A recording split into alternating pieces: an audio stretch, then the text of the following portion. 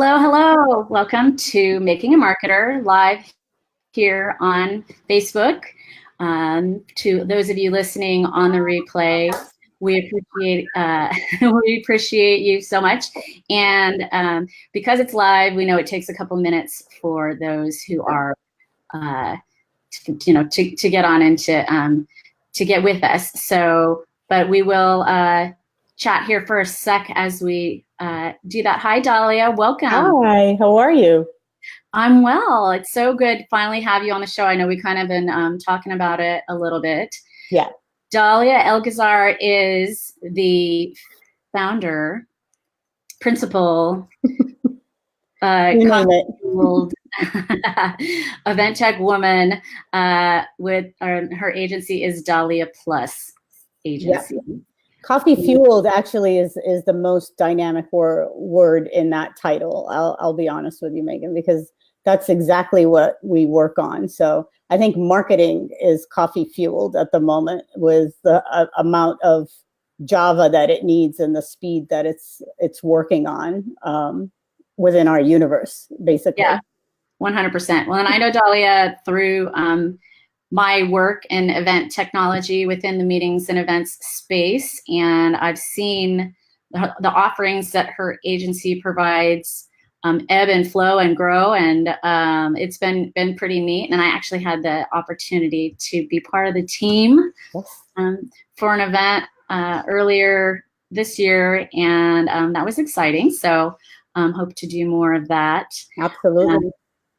Basically, all event organizers need help with their marketing, and all of their attendees can use help with technology and their LinkedIn and any number of things. And so we're going to talk about all of that good stuff. So I am going to mention that this show is sponsored by Powers of Marketing, my company, and we provide strategic communication marketing consulting for small to medium-sized businesses within hospitality and meetings and events quite a bit, but not exclusively. So, okay, this is episode 33 of Making a Marketer, and I'm going to introduce our guest today. She has an OMG attitude about all things tech and audience engagement solutions, with more than a decade of experience in the meetings and events sector, working on both the professional planning side and as an association collaborator. Dahlia is known as the coffee-fueled go-to source for trend-setting solutions, tech news, and social media expertise. Is to untether the busy professional from their desktop and office and enable them to be more efficient and productive working from a beach in Mexico with an umbrella drink in hand through their mobile device using smart solutions and apps. And you know, the beach and the umbrella drink are the most important thing when it comes to chatting about digital marketing and tech, which powers a lot of our marketing these days, just basically because you get them out of their own comfort zone so that you're able to tell them about new solutions that can make them even rock even more at their events or at their own brand. So for sure. I'm sure you live and breathe it every single day. So yeah. The thing that I thought was really cool at the show I worked on for you is that people were coming back from the year before and wanted, to get to show what they've done and get a little more polish on their LinkedIn profile, which I just thought was super cool. Okay, so the name of your company is Dahlia Plus. So I wanted to see if you would tell our viewers and listeners about what the plus part of your agency name is. Absolutely. So the plus came out because I personally don't believe in working alone on any projects. I also believe in teaming up and strategizing and doing fun projects with people that are smarter than I am. And, this is where I'm able to. So it's funny when you say she has a title. I do have a title. I kind of switch it around quite a bit. But in the end, what I do within our organization is I am first and foremost a net weaver. So I'm able to see what people's skills are, what their superpowers are. I know what your superpower is. But I'm also able to figure out, okay, we have this project or we have this event, this type of attendees, what do we need to make it successful? So the plus is us working almost like hub and spoke with other partners and other professionals that are really laser focused in what they do. So for example, if we talk about digital marketing and we talk about like all the aspects of it, and then, you know, you need to take a client or a project and you're like, okay, what is the main goal or what's the challenge? And if the challenge is, for example, we're very big on hashtag attendee acquisition, for example. And so like, if you look at attendee acquisition, because that's the big challenge for a lot of event organizers, how many butts and seats can you bring in? How many new butts and seats can you bring in? And so then you have to dive into not only your email marketing or your social media strategy, but then you're looking at what's paid social strategy like, or what's PPC about. So you're educating on one side, but you need to also help execute whatever plan you put in front of them. So in order to do that, the Dahlia Plus is that we have expertise within our team. So we're right now we're a team of 5 full-time and a total team of 14, and it's always growing. But we always extend and look for those experts that will help us fulfill and you know, the projects that we have going with our clients. So that's the plus. Fabulous. Yeah. Okay, so if I this is funny because I had this question before I had the question I just asked you. So I want to see if you can do this based on everything you just said, because that was a mouthful. Okay. If you had to describe Dahlia Plus in one sentence, Oh, wow. what would it be? So we are a digital marketing agency that pivots event professionals from where they're at to where they want to be using smart tech, as well as what digital marketing tactics, plans, you know, what would work for them. It's not a cookie cutter thing. So that's like one sentence and a half. I was a little run on the English major in me. I know. Well, that is we'll your superpower, right? The writing and that fleshing out is your superpower. So I gave you that one, Megan. Yeah. That's for you. All right. So what do you think is the biggest opportunities that organizers have for marketing when it comes to their events?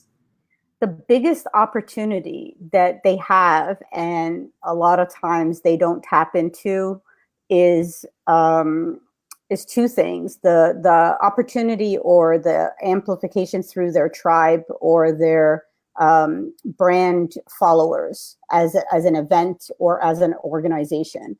And then the second opportunity, it's a missed opportunity, but it's also an overwhelming. There's an overwhelming reason why it's missed, is how they can properly utilize the data that they sit on. Whether it's data from the registration system or their housing system, or it's their email marketing engine, or it's even, you know, information from exhibitors as feedback on, you know, the attendee side and vice versa from the different stakeholders. So it's like, that's the missed opportunity. How do you take that information and be able to be more creative or be more strategic in regards to attendee acquisition, or even attention acquisition? Because that's the other thing too, you know, that is a missed opportunity. Is like, instead of cut and pasting the program and agenda from last year and having breakout after breakout, how do you play around with the format, with the content, with the type of speakers you get, the type of experiences you have, that will give you that whole like fresh experience that your attendees are looking for? Love it. Yeah, actually, do you know who Brian Fanzo is? I love him. I just was watching a Twitter video that he posted today about synergy, about how event organizers need to do a good job of making sure there's synergy between the networking opportunities and the sponsors and the speakers. And there's so much opportunity there that will elevate an event if you can create that synergy around all those different elements. And I love too, because he said, as a keynote speaker, I'm not even going to say it's just, it's not just about the speakers. It's about everything altogether. So, well, and that's another missed opportunity is like, how do you tap into your keynote speakers or like your Brian Fanzos to be, no pun intended, a fan of your event and be able to be engaging before he even hits the stage, but that's all marketing and that's all, but he's a natural. Right. Yeah. You're a natural. For a fact that if you're going to speak at a session in a conference, you're going to be prepared. You're going to be able to do little videos because have your favorite app. You're going to be able to like nail it in how to like even speak to via social media, which is also untapped, to a certain extent for event organizers. But basically, you'll be able to figure out what to say, how to get people engaged before they see you live on stage. For sure. Yeah. He mentioned that he'll offer, actually, I think he's the first speaker I ever heard that he includes his contract that he will do so many social posts. And I think before, I don't know, I mean, maybe I'm wrong, but I don't feel like that was a thing that, all that long ago. And he'll offer to take over your Instagram and then that creates great opportunities too for, like, he got to take over for Oracle. He took over Oracle's Instagram account. Like, what? They must have been freaking out though, like corporate Oracle and right? Brian. It's like, so they must be sweating in the background. 100%. But they probably got followers and, people taking a look at their content that they would have never had in the first place. Right. So like, that's the beauty of you gotta let it go, Elsa style from Frozen, but you gotta let go. You gotta be able to try new things. And to be honest, I mean, they event organizers can gain a lot of just letting go because the data will always prove whether they're on track or if they need to take a detour or change direction. Right. So the whole idea of influencer marketing and Oracle using Brian Fanzo as an influencer, that's spot on. I think, when we handle about like 60 shows a year now in different manners, flavors, LinkedIn Corner or Tech Bar, or even just event marketing services at the moment.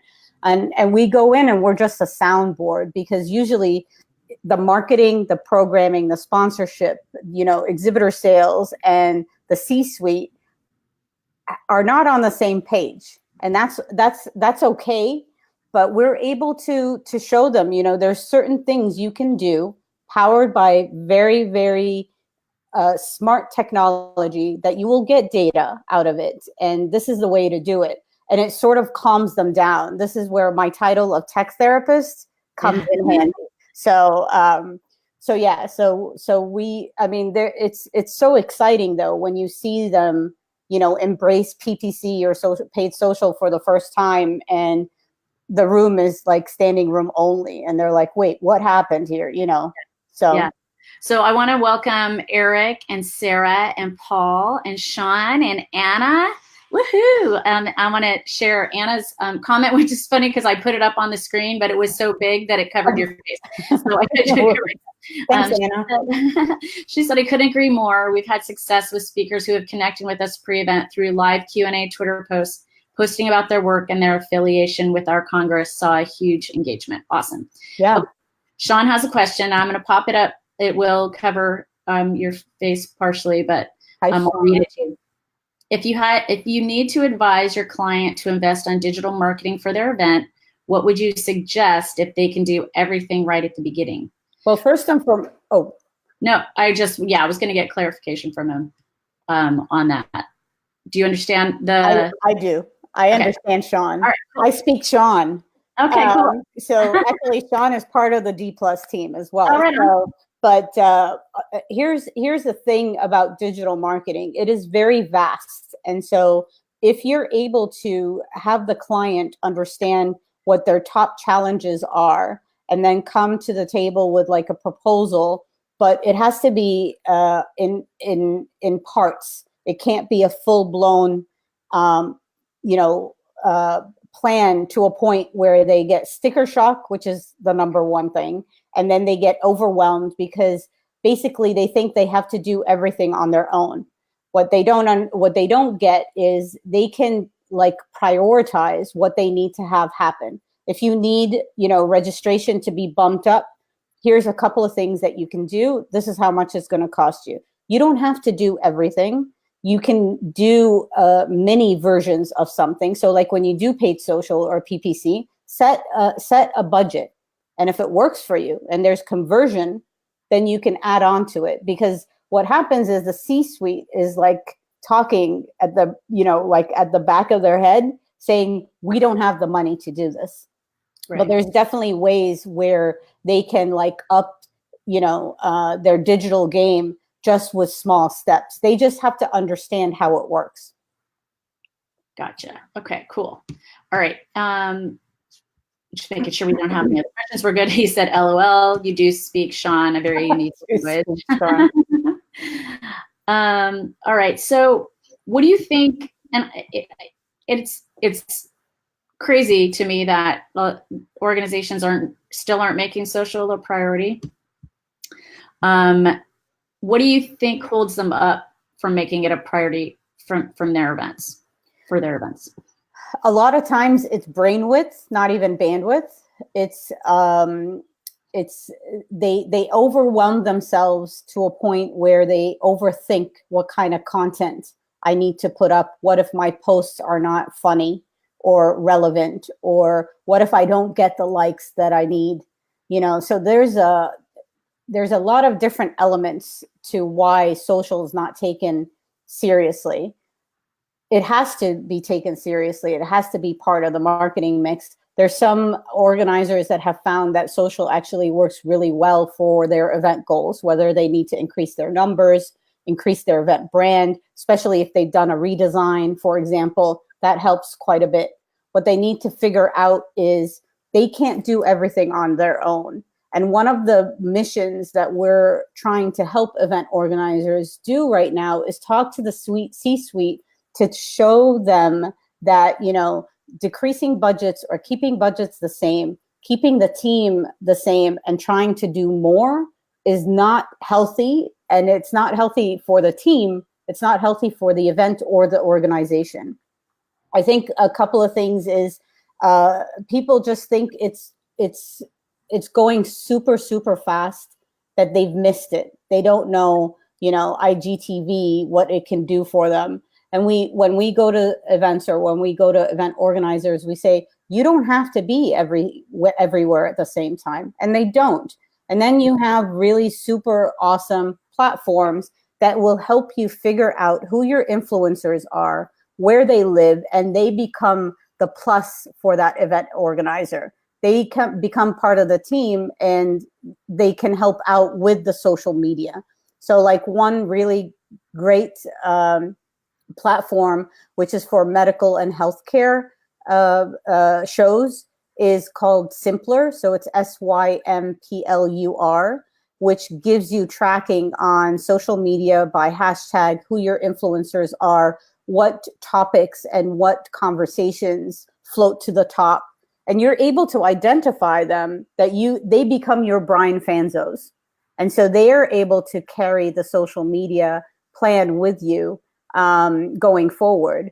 And it's a win-win.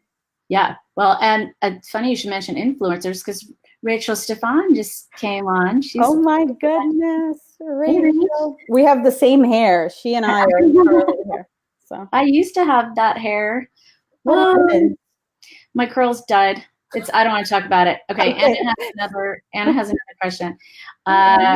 Regarding databases and email marketing with GDPR now in the mix, how do you go about building your database? Traditional ways are sign-up forms, advertisings with CTAs via social media and digital marketing platforms. But since we can no longer purchase lists, what is your advice on building that database? So in regards to building databases, and thank God I heard that robocalls are going to be dead soon, which I kind of like, but that's beside the point. To answer your question, I believe, you know, with regards to databases and with the people that you want to reach will reach you or be in contact with you or still be in connection with you depending on content. So your content and your content creation and content curation is the ultimate like it's the ultimate thing that you can do in order to have people say, I want more of it. So Megan has done an amazing job with this live cast, and she's on episode 33, and it's all about marketing. There's a ton of, you know, great tips on it. And, you know, she's expanded her brand basically through social media, but with other experts and with this tips. I want to stay on top of that. So like I would be part of her database just to be on that. Now, the key is for event organizers, you truly have to look at the content and look at the profiles of the people that you want to reach, whether it's exhibitors, potential sponsors, potential attendees. You know, you want more verticals or niche markets. You got to build and be consistent about the content that you create for them. And they will keep coming back. They will keep sharing. They will bring you new bodies into your databases. That's my opinion. Yeah, I mean, it keeping them on your list is one thing. Getting them on your list is another. So, but yeah, I mean, have opt-ins. It's so interesting. I have a MailChimp sign up on the homepage of the all three restaurants that I do the marketing for, and I'm not doing anything to promote that newsletter, but I'm getting like 20 signups a week. Oh wow! From it being on the homepage. So.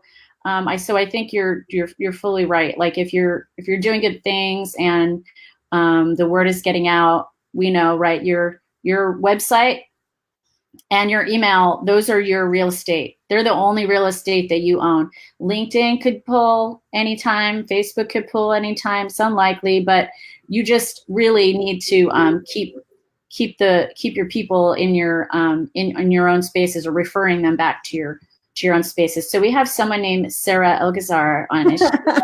She's family. She is. She's my sister. Okay, so how can we create more fan engagements? So it's funny that she asked that because she works for the African Soccer Federation out of Egypt. So like talk about fans and talk about like trying to keep them engaged and all of this. So when you create fan engagement, the first thing that comes to mind is celebrate the user-generated content. So our mobile phone has become it, right?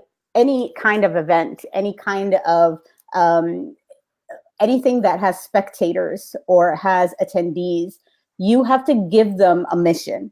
And the mission is, you know, it could be something that's incentivized. It could be something that's related to what kind of content you want to have created. So you're not doing it on your own.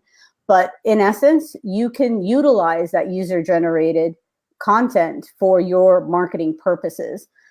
When you celebrate it, it's like going to a concert. And then, you know, during the breaks, you have the big jumbotrons. And, you know, Megan took a selfie with all her friends and it shoots out right on the jumbotron. That creates a moment where you're actually trying to get another selfie with your face on the jumbotron. So the fans will come to you when you are able to celebrate them.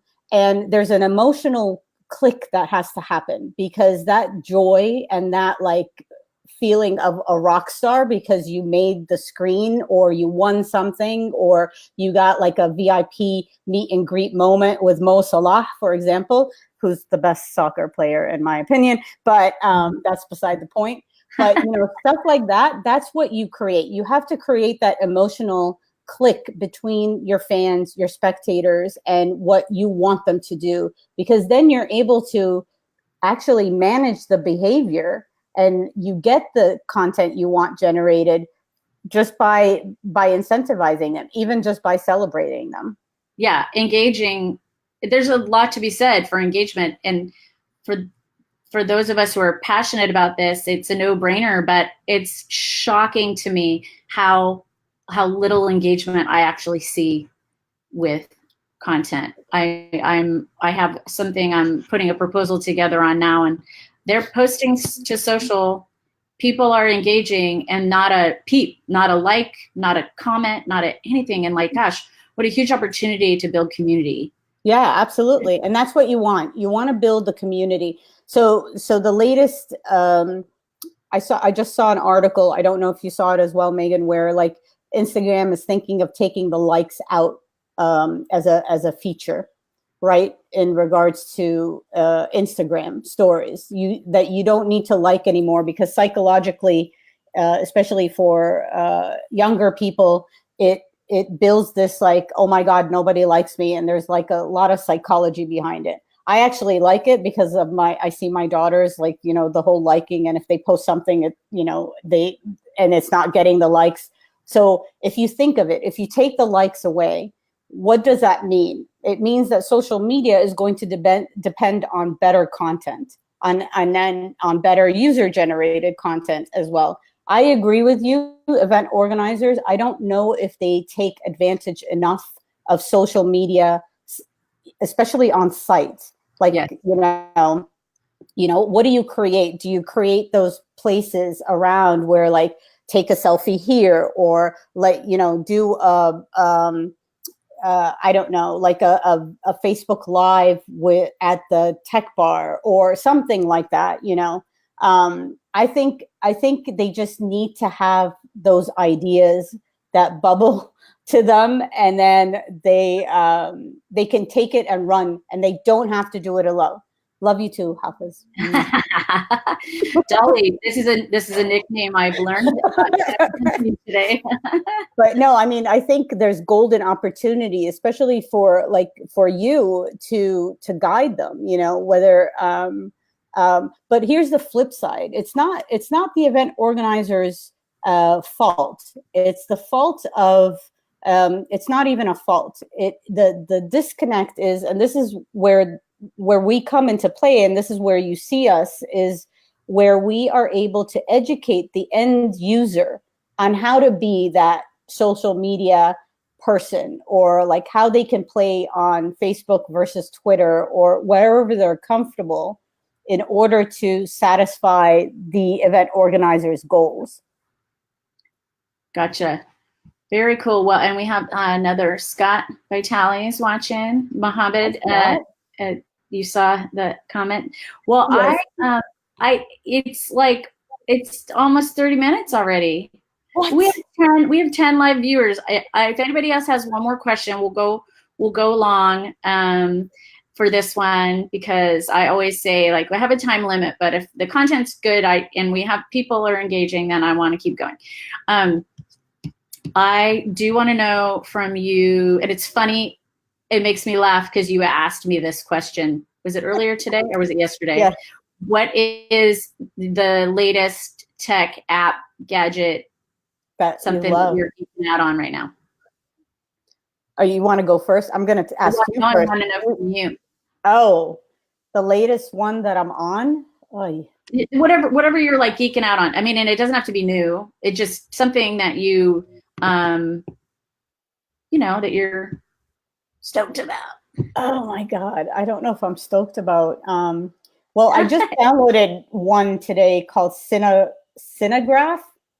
And I tried to geek out just a tad on it, but it's called Cinemagraph. And basically what you're able to do is you're able to take a video, but you're able to carve out like a still from the video, but you're also able to brush on the area that you want it to move. So you have a still picture that has a little bit of movement in it. Oh. So there you go. That's but cool. So I geek out on a lot. Actually, that's a question for everybody that's on this webinar. Like, what's their favorite app? You told me what yours is. What's yours? Well, and I talked about it on my last live, Wave video. Wave. Yeah. So they have templates, And so you can use the templates and just like plug in your own video, plug in your own images, or you can start from scratch. And like, so for San Diego State, this is where it's come most in handy because I've been doing interviews with faculty and staff and students, and most recently doing senior spotlights. And so I'm asking them kind of, you know, what's their major and emphasis, and do you have a job coming, you know, that you're coming out of here with, and, you know, what have you gotten the most out of this HTM program, or what's the biggest pieces of advice, blah, blah, blah. So it's in pieces. And so what I've been able to do is like, you know, throw the video in with their name and the school logo, and then a picture, and it does the fades in and out for you. And so then in between each video, I have like a group picture of an event that they were at with their classmates, and it's been really cool. So it's not looking like we have any viewers sharing their technology with us. Come on, guys.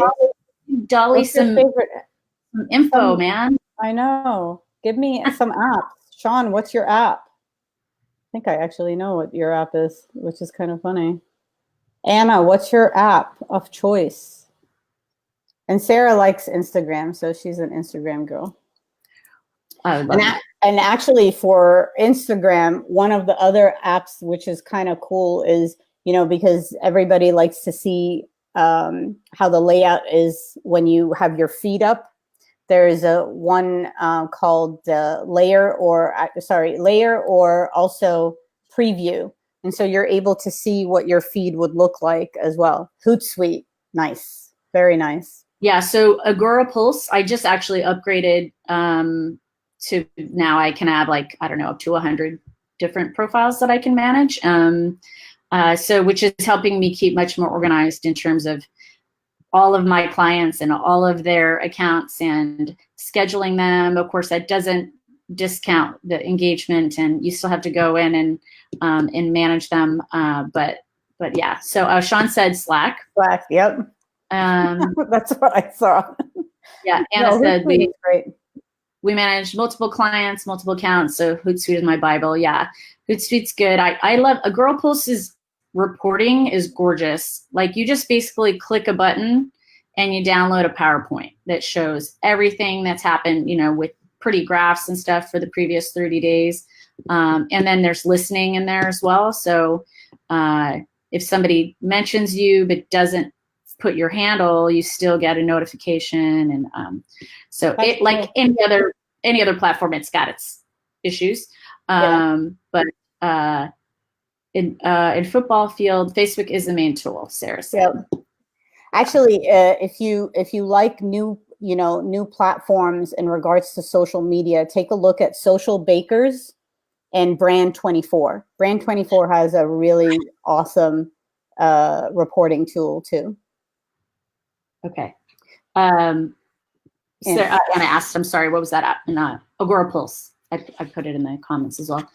And then Sean said, not marketing related, but my recent favorite app is Simple Habit. It's a meditation app. That kind of stuff is becoming more and more important, and it's sort of counter to use technology. Yeah. Well, and it started out with Headspace, and then you have like, 10% happier. But it's funny when you say, yeah, I'm meditating, but I need an app and I need my phone on to make it happen.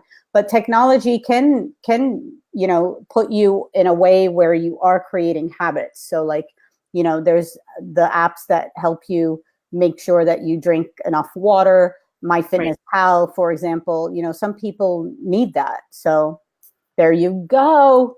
Cheers. This is my tea actually. Well, and if for anybody who's on here or who's listening on the replay, we did a show on transformative events. I believe it was episode 30. Check that out on Making a Marketer, and we do talk about incorporating that within the event space, incorporating a place to let people decompress and those. I guess a lot of people, I can't relate because I'm like just an extrovert, but those ambiverts, I guess, so people who can be an extrovert, but they're not that comfortable and they need to have a place to retreat. Yeah. So, okay, well, I think it's time to go. Oh, and Sean said brand24.com. Yeah, brand24 is awesome. Awesome. So, well, thank you, Dahlia. This has been super awesome. Of course, just like a taste, right? So we'll have to have you back. We have 3 more episodes until we end season 2. So we'll take a summer break in July.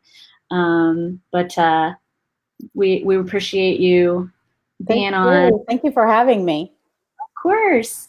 And thank you to everyone who watched live and participated and asked questions. We really, really appreciate it. Oh, Anna wants to know, are either of you doing any speaking engagements in the near future, ideally in Western Canada? That's awesome. I'm actually going to apply. I'm going to try to speak at Go West, but that's like not for a bit. Yeah. I hope to speak on event marketing actually at IMEX, so I'll be applying for that. Very cool. How about you, Dahlia? I know I'm speaking somewhere, but my schedule's a little crazy. But no, there's pretty cool conferences that are coming up.